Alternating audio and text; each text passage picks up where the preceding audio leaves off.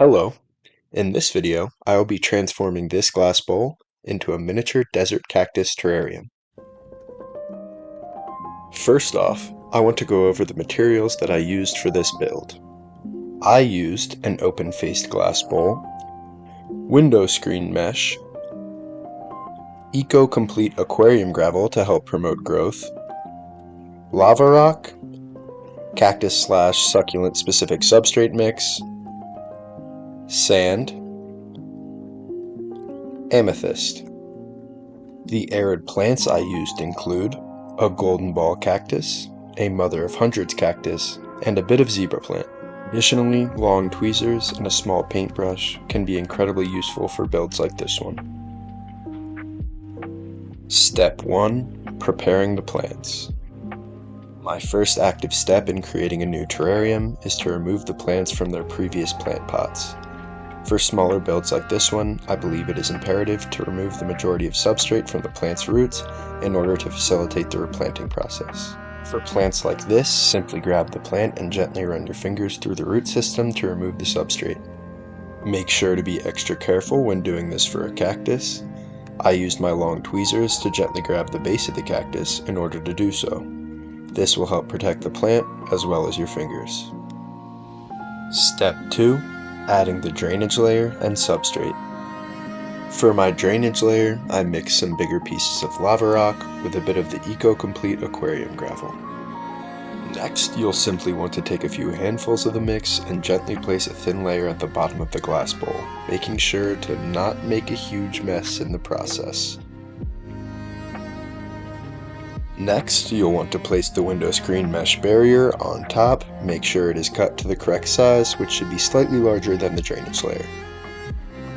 It is now time to add in the substrate. I mixed a bit of my cactus/succulent mix with some of the leftover substrate from the plant's previous pots.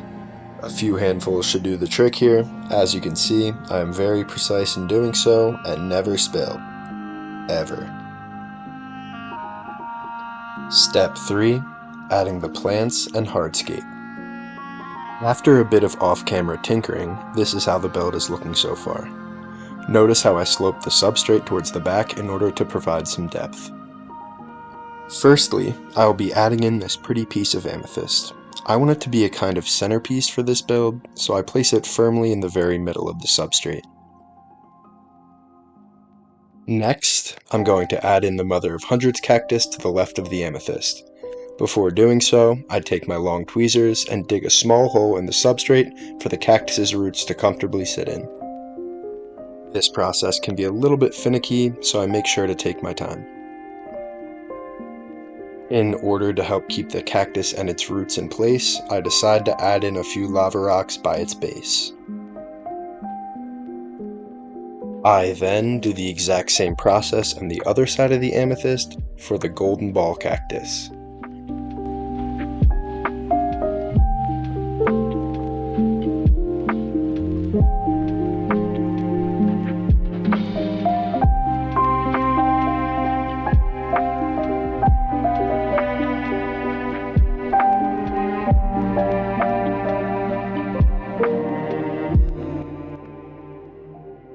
Now it is time to add in a few pieces of the zebra plant that I broke down earlier.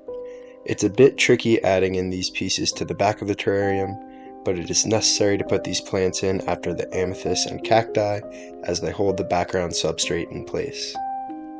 I place this last, smallest piece of zebra plant in the foreground as my final plant addition to the build. I then decide to add in some additional pieces of lava rock around the cacti as the final bits of hardscape for the build. I'm definitely happy with how it's looking so far, but think it could use a few more extra little things.